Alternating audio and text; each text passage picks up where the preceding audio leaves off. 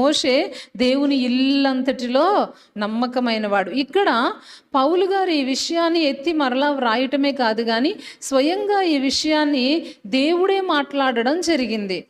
మోషే కూషు దేశపు స్త్రీని వివాహం చేసుకుంటాడు.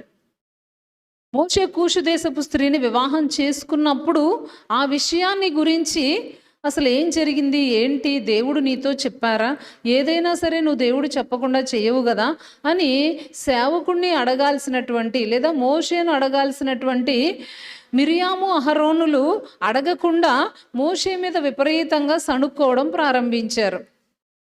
మోషే చేతనే దేవుడు పలికించాడా, మా చేత కూడా దేవుడు పలికించలేదా, ఏంటి మోషే యొక్క గొప్పతనం మాకంటే ఎక్కువగా ఏముంది అని చెప్పి మోషే మీద తమ గుడారాలలో సణుక్కోవడం మొదలుపెట్టారు. ఆ సణుగుడు దేవుడు విన్నాడు. మోషే కంటే ముందుగా దేవుడు విన్నాడు.